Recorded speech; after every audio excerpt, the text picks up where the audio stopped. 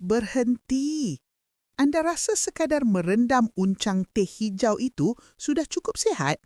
Dekan Hospital Veteran Taipei, VGHT, mendedahkan kebenaran yang pahit. Anda sebenarnya hanya meminum air mandi daun teh.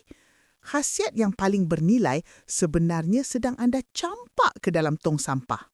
Dalam bancuhan teh biasa, hanya 35% nutrisi yang mampu larut ke dalam air. Tetapi matcha berbeza. Ia adalah seluruh daun teh yang dikisar menjadi serbuk halus untuk diminum terus. Ibaratnya, satu adalah sekadar menghirup sup, manakala satu lagi adalah memakan sayurnya sekali. Mana satu yang lebih berkuasa?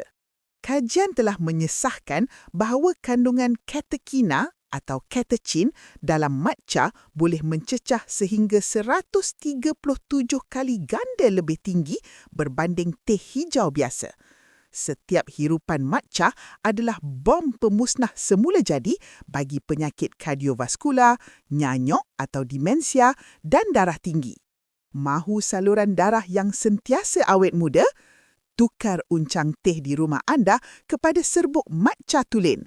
Pastikan anda membeli matcha yang ditanam dalam teduhan dan bukannya minuman teh hijau segera yang syarat dengan gula.